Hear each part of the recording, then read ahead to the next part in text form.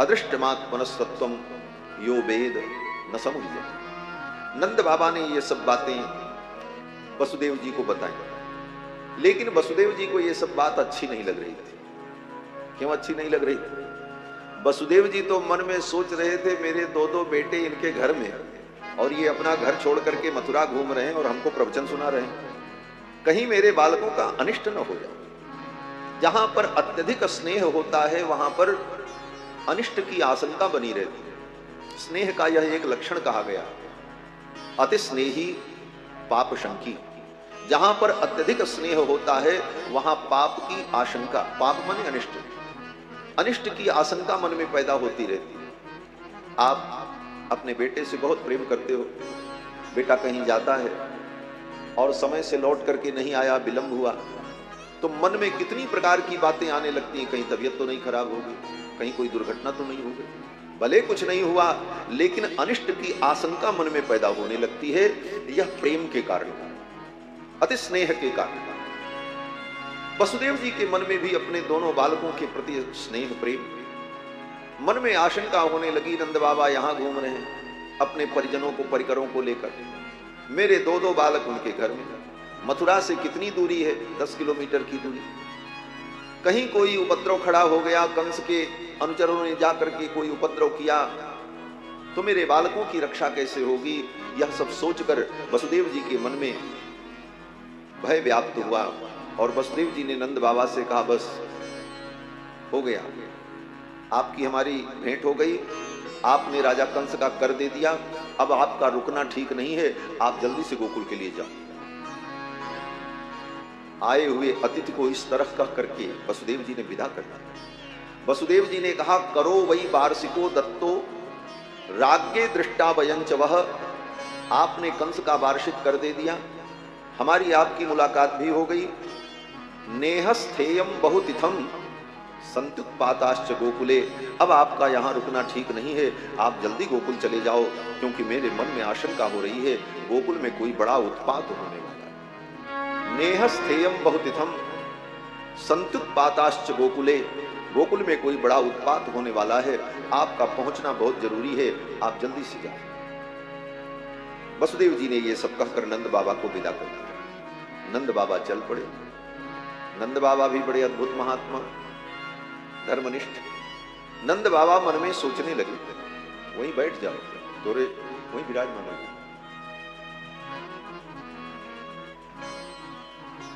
श्री सीतारामचंद्र भगवान की जय।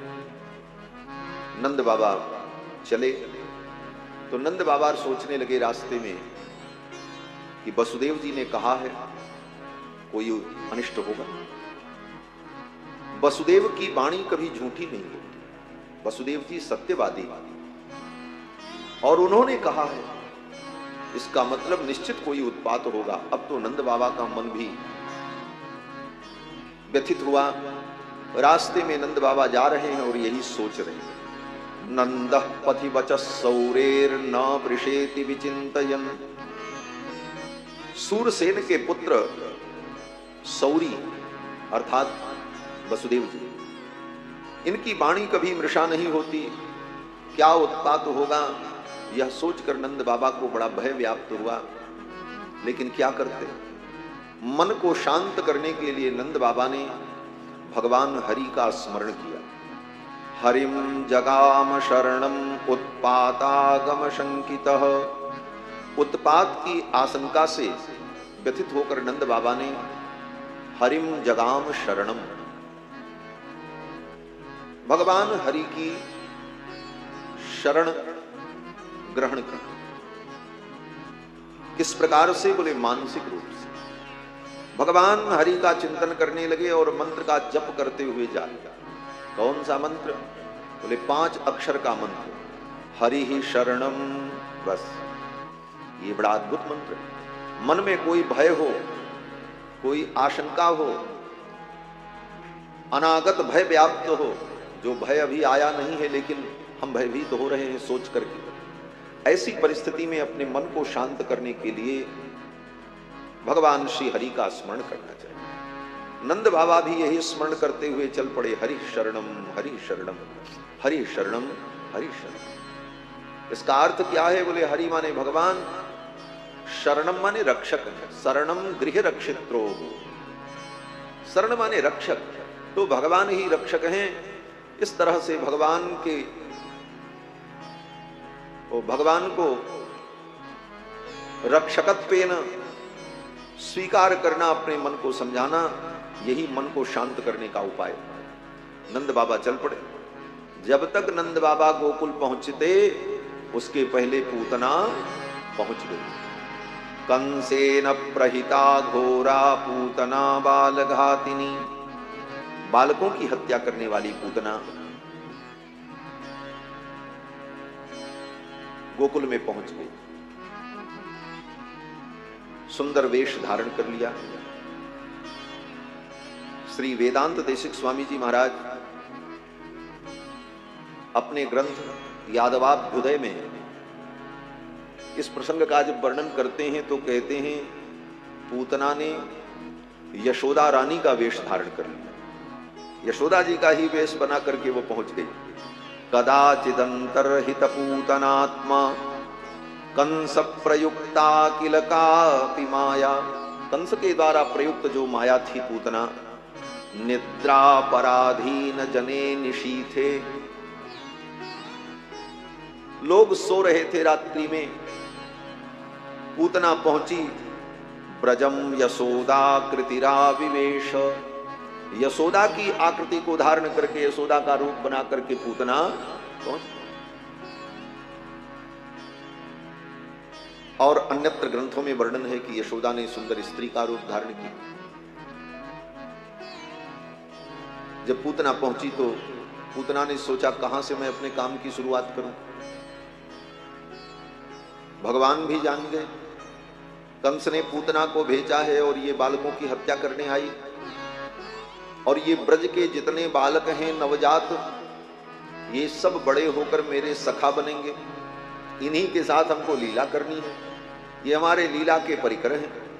अगर पूतना इनको मार देगी तो मैं लीला कैसे करूंगा, मेरी बाल लीला कैसे होगी। इसलिए भगवान ने सोचा इन बालकों की रक्षा करनी चाहिए, और भगवान ने मन में संकल्प किया पूतना पहले मेरे पास आ जाती तो मैं इसे निपटा देता। भगवान ने मन में संकल्प किया। पूतना भी विचार करने लगी कहां से मैं अपने काम की शुरुआत करूं। तो पूतना ने देखा नंद बाबा के द्वार पर बड़ी भीड़ थी, लोगों का आना जाना लगा था। को प्रविशत को निकसत गृहते, कोई आ रहा है कोई जा रहा है। पूतना ने सोचा यहां से ही मैं अपने काम की शुरुआत करूं, यहां भीड़ में मुझे कोई पहचान नहीं पाएगा। योषित्वा माययात्मानं प्राविशत कामचारिणी, माया के द्वारा सुंदर वेश बना करके पूतना आई और नंद भवन में प्रवेश कर लिया। पूतना ने सोचा यहीं से मैं अपने काम की शुरुआत करूं। तो भगवान ने भी मन में कहा आओ पूतना मौसी, यहीं से मैं भी अपने काम की शुरुआत करूंगा।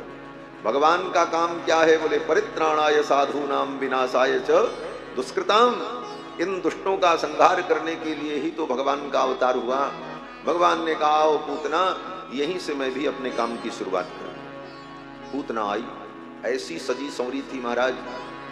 ब्रज के गोप ग्वाल बालों ने जब देखा तो आपस में सब चर्चा करने लगे, अरे ये कौन हो सकती, अपने गांव की तो नहीं लगती, पड़ोस के गांव की भी नहीं, ये तो कोई राजरानी लग रही। तब तक किसी गोप ने कहा ना ना, किसी राजरानी में ऐसा सौंदर्य क्या होगा, ऐसी सुंदर, इतने आभूषणों से सुसज्जित, लगता है कि साक्षात महालक्ष्मी अपने प्रियतम नारायण से मिलने के लिए आ गई। ब्रजवासियों ने यही अनुभव किया। अमम सताम भोज करेण रूपिणीम गोप्य श्रियम द्रष्टुमिवागताम पतिम, मानो श्री जी भगवती महालक्ष्मी ही अपने प्रियतम पति नारायण से मिलने के लिए आ गई हों। इस प्रकार सब गोप ग्वाल बाल आपस में चर्चा कर रहे थे। पूतना नंद भवन में आ गई। जब आई तो भगवान ने पूतना के आते ही अपनी आंखों को बंद कर दिया। ऐसे तो भगवान बालकृष्ण लाल टुकुर टुकुर देख रहे थे, मुस्कुरा रहे थे, किलकारी मार रहे थे, सखियां आकर के चुटकी बजा बजा करके कन्हैया को रिझा रही थी। लेकिन जब पूतना आई तो भगवान ने अपनी आंखों को बंद कर दिया। क्यों बंद कर लिया? सुखदेव जी कहते हैं कि विबुध्यताम बालक मारिका ग्रहं चराचरात्मा सनिमीलिते क्षणः।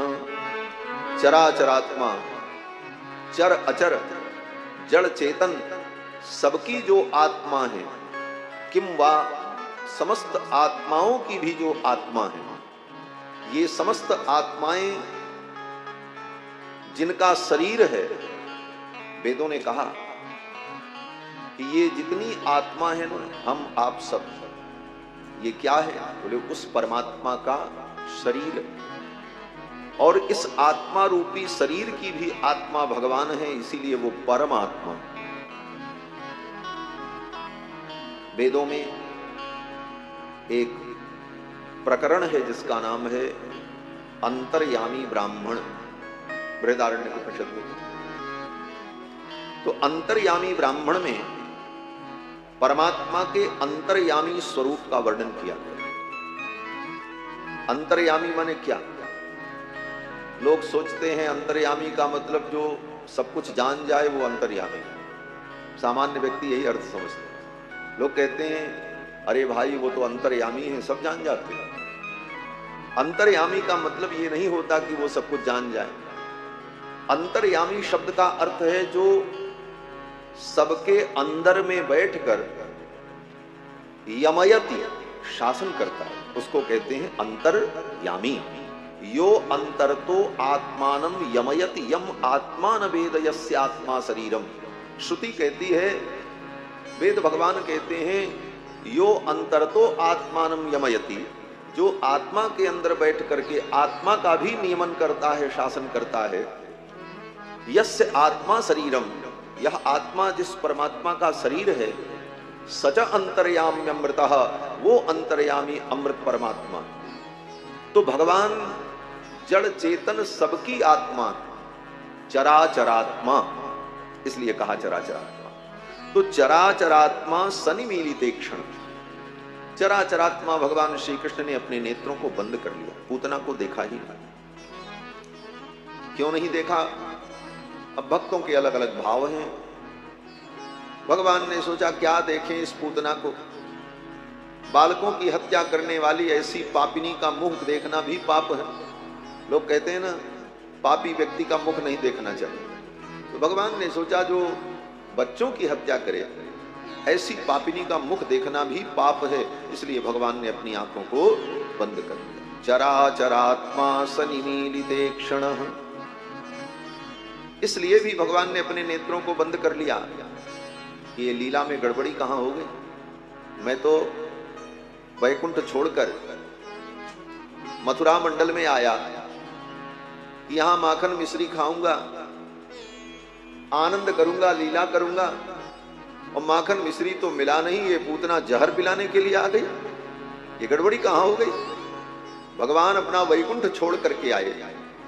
विष्णु पुराण में पराशर महर्षि वर्णन करते हैं कि एस नारायण श्रीमान, जो भगवान नारायण श्रीमान हैं, एस नारायण श्रीमान क्षीरार्णव निकेतन, अपने क्षीरार्णव को छोड़कर, क्षीरार्णव जिनका निकेतन है, क्षीरार्णव निकेतन नाग पर्यंक मुत्सृज्य यागतो मथुराम पुरीम, अपने नाग पर्यंक को छोड़कर, अपनी शेष सैया को छोड़कर, अपनी निद्रा छोड़कर, व्यक्ति सब छोड़ देता है। किस लिए? बोले अब हम सोने जा रहे हैं।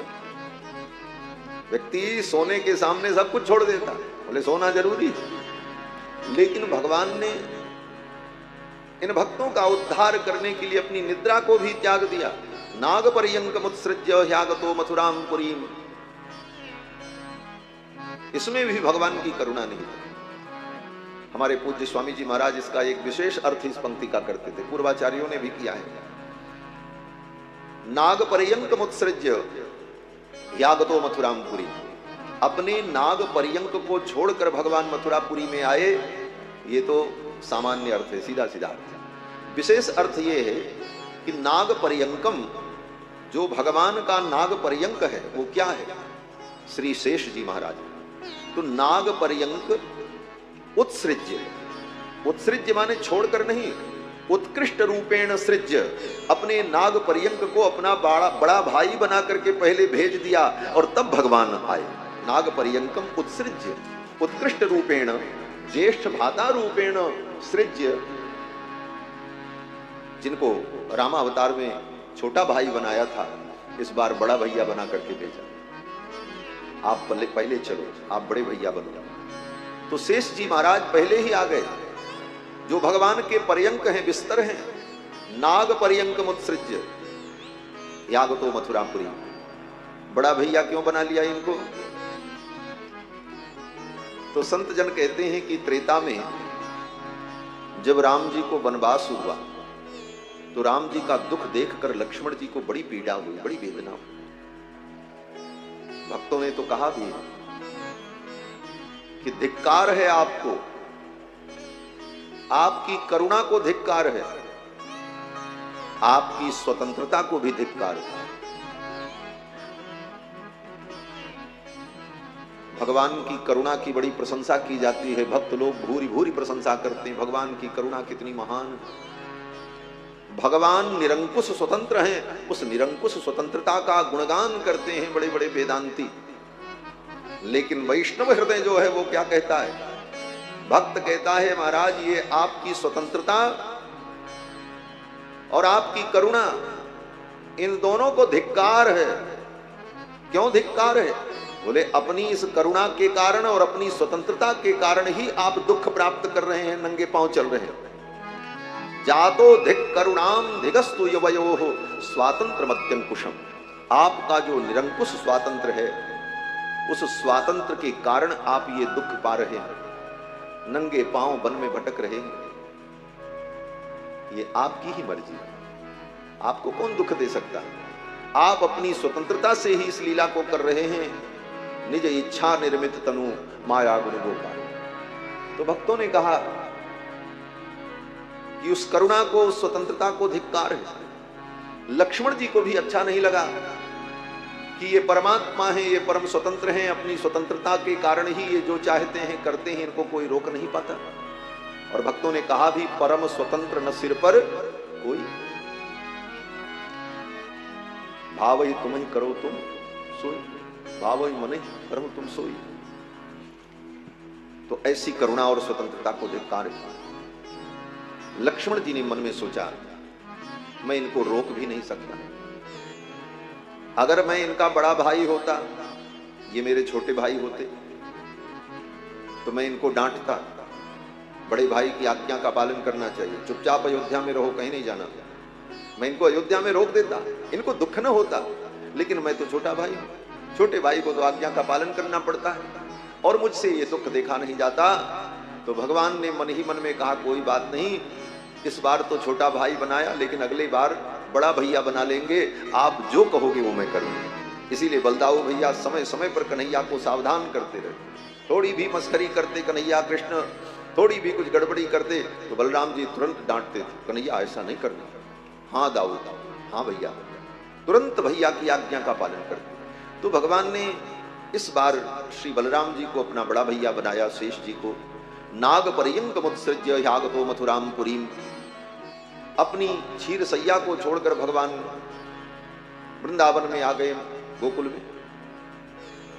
अब भगवान सोचने लगे मैं तो माखन मिश्री खाने लीला करने आया, ये कहां से गड़बड़ी हो गई, ये पूतना जहर पिलाने आ गई। तो आंख बंद करके मानो विचार करने लगे कि कहां से ये सब गड़बड़ी हो रही है। इन विषयों पर चिंतन करने के लिए भगवान ने अपनी आंखों को बंद कर लिया। विबुद्धताम बालकमारिका ग्रहम चराचरात्मा सनिमीली दीक्षा।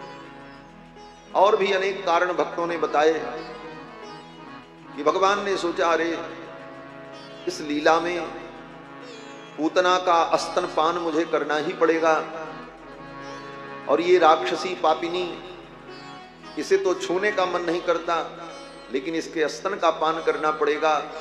भीतर से भगवान को घृणा हो रही है पूतना के प्रति, लेकिन अब लीला करनी ही करनी है, बिना लीला किए इसका उद्धार भी नहीं होगा।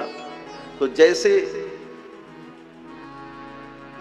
कोई कार्य ऐसा हो जो कार्य करने की आपकी इच्छा न हो लेकिन मजबूरी में करना पड़े, तो व्यक्ति कहता है चलो आंख बंद करके इस कार्य को कर ही देते हैं। मन तो नहीं है लेकिन अब आंख बंद करके हम इस कार्य को पूर्ण कर देते हैं। उसी प्रकार भगवान ने सोचा चलो आंख बंद करके पूतना का दूध पीने के बहाने इसका उद्धार कर देते हैं। इसलिए भगवान ने अपनी आंखों को बंद कर लिया।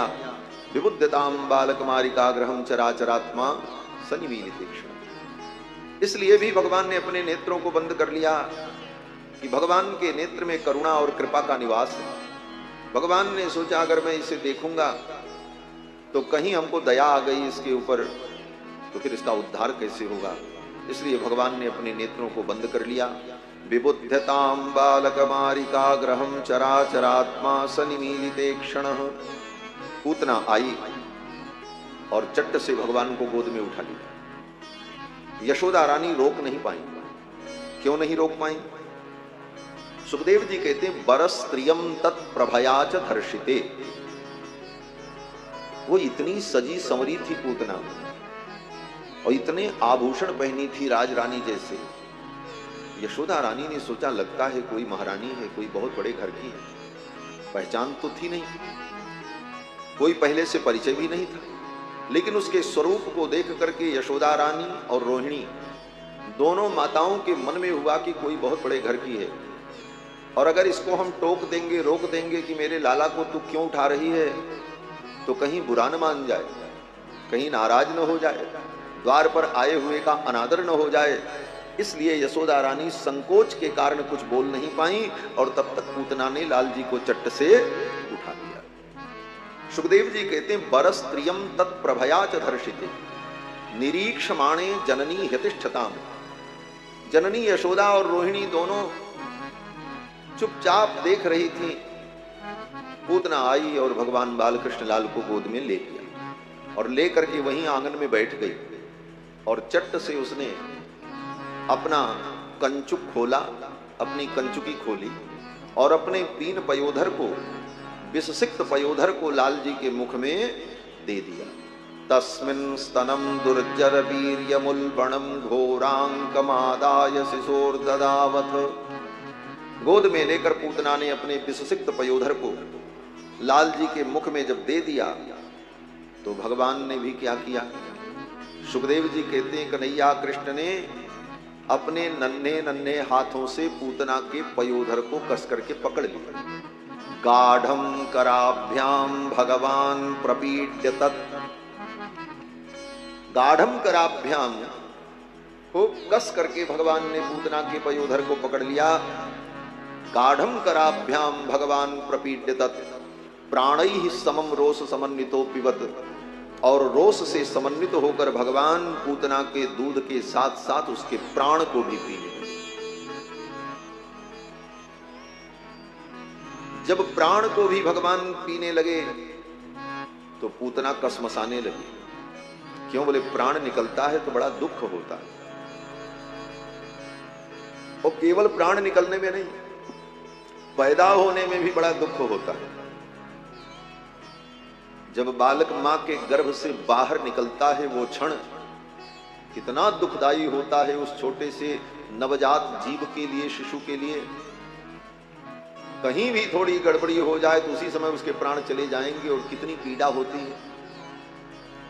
गोस्वामी तुलसीदास जी महाराज कहते हैं जन्मत मरत दुसह दुख होई।